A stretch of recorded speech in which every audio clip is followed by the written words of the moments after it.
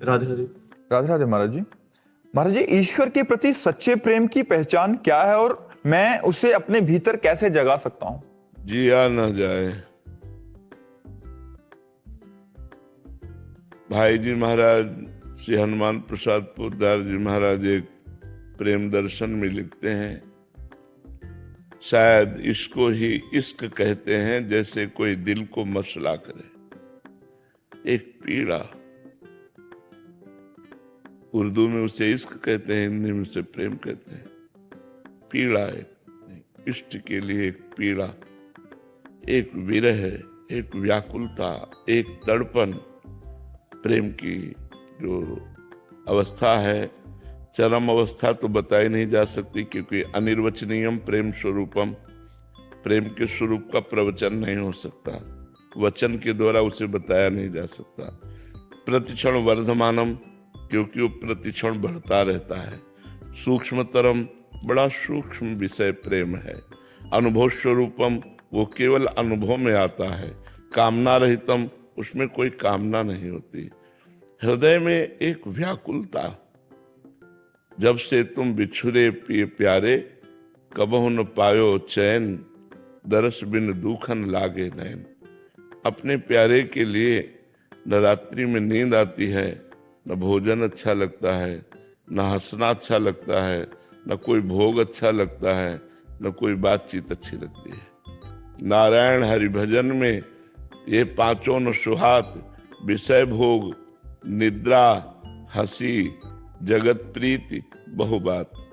बहुत लोगों से बात करना, हंसना, मजाक करना, मनोरंजन करना, ये सब भूल जाता है उपासक। रात दिन केवल प्रभु के लिए तड़पन, वो अंदर की तड़पन। जरूरी नहीं कि आंसू निकले, जरूरी नहीं। जैसे कोई दिल को मसला करे, एक हृदय में पीड़ा। मीरा जी जैसे कहती हैं, जो मैं ऐसा जानती प्रीत के दुख होए, नगर ढिंढोरा पीटती अजीब प्रीत न करियो कोई। नगर ढिंढोरा पीटती अजीब प्रीत न करियो कोई, जो मैं ऐसा जानती। प्रेम में एक वो अपार सुख जो सहा नहीं जा रहा। यहां दुख का मतलब सांसारिक क्लेश से नहीं है कि जो मैं ऐसा जानती प्रीति के दुख हो। आनंद सहा नहीं जा रहा, वो सुख सहा नहीं जा रहा। प्रभु के चिंतन में जो सुख है वो कहीं और थोड़ी है। एक हृदय में विशेष आनंद की उल्लास जो सहा नहीं जा रहा, रात दिन सहा नहीं जा रहा, ऐसा लग रहा है हृदय फट जाएगा। तभी तो धीरे धीरे धीरे धीरे सहत सहत बाढ़े भगति, गृह तन गुरहित गार। धीरे धीरे सहते सहते हृदय इतना मजबूत हो जाता है कि प्रभु की रूप माधुरी को देखकर भी वो जिंदा रहता है। नहीं, प्रभु के रूप को देखते ही दिल की गति रुक जाए, प्राण निकल जाए। इतने सुंदर, इतने आनंद समुद्र है कि प्राण निकल जाए। एक प्रसंग आता है श्री कृष्णदास जी, वल्लभाचार्य जी के शिष्य, तो श्रीनाथ जी के लिए सामान लाने के लिए जाया करते थे, भोग की, श्रृंगार की सामान लाने। जहां भी जाने को मिला तो आगरा गए हुए थे, तो देखा कुछ लोग एकत्रित हैं, भीड़ लगी हुई है। कौतूहलवश वो भी चले गए, क्या हो रहा है? तो देखा वहां वैश्या नृत्य कर रही थी। एक नवीन वैश्या और ऐसे हाव भाव प्रस्तुत कर रही थी, बहुत अच्छा लगा उसके हाव भाव देखकर। अब अपनी अपनी सोच होती है ना, अब वो अपनी सोच में डूब गए। ये सांसारिक व्यक्तियों को रिझा रही है, अगर ये भगवान को रिझाती तो इसका जन्म सार्थक हो जाता। उस समय उन्होंने 10 रुपया ऐसे, तो वो वैश्या नजदीक आई, वैश्या को देखा, वैश्या ने समझा कि हम पर लुभायमान हो रहे हैं, 10 रुपया दिया। तो जहां रुके हुए थे वहां बुलाया साथ समाज के सहित और कहा, जिस राग में हम कह रहे हैं ये पद सुनाओ।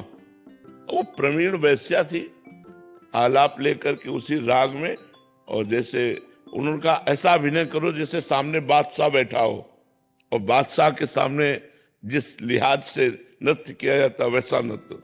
नृत्य किया, 1000 मुद्राएं दी और कहा यदि हमारे बादशाह के सामने चलो तुम जितना धन कहोगे वो तुम्हें देंगे। उनके आदमियों को धन दे दिया, उनको हटा दिया और कहा हमारे साथ चलो। अब वो धन की लोभी वेश्या उनके साथ चली आई।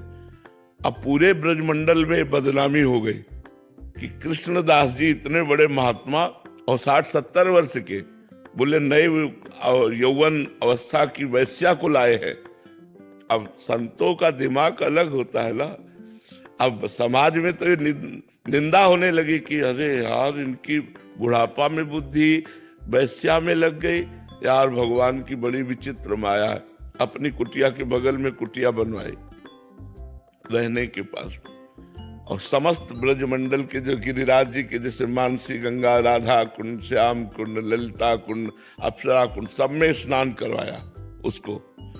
और पद ठाकुर जी श्रीनाथ जी का पद याद करवाया उसको और कहा आज मैं अपने बादशाह के सामने ले चल रहा हूं, अगर तू परफेक्ट निकल गई तेरा बेड़ा पार हो जाएगा, जीवन भर के लिए मैं जितनी संपत्ति कहेगी दे देंगे, क्योंकि जानते थे कि बचेगी ही नहीं। सामने ले गए तो श्रीनाथ जी महाराज जी यहीं विराजमान थे गिरिराज जी में, वो तो बाद में गए हैं, नाथ द्वारा में बाद में गए हैं, पहले तो यहीं के तो प्रकट हुए हैं गिरिराज जी से।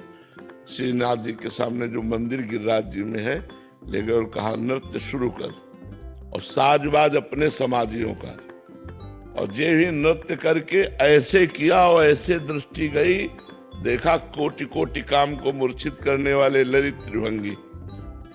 श्रीनाथ जी से कहा कृष्णदास जी ने कि हर बार सामान लाता हूं आपके लिए, इस बार एक नई सामान लाया हूं, इसे आप स्वीकार करें। नई सेवा सौंध है। तो कृष्णदास जी की प्रार्थना से भगवान अपने जे ही स्वरूप को प्रकाश देखते हुए बस ऐसे लुढ़क गए, प्राण छूट गए उसके, वहीं प्राण छूट गए। अरे ऐसा रूप सौंदर्य भगवान का। तभी तो देखो जैसे एक शीशा है, उसे कंकड़ मारो तो टूट जाएगा, लेकिन उसे गरम ठंडा करते हुए विज्ञान की पद्धति से ऐसा बनाया जाता है बुलेट प्रूफ कि गोली मारो तो भी असर नहीं करता। ऐसे ही हमारे हृदय को भक्ति के द्वारा भगवान इतना मजबूत बना देते हैं कि भगवान की रूप माधुरी क्या, भगवान के श्रीअंग की सेवा करते हुए भी वो स्वस्थ चित्त रहता है। नहीं, आनंद के समुद्र हैं भगवान।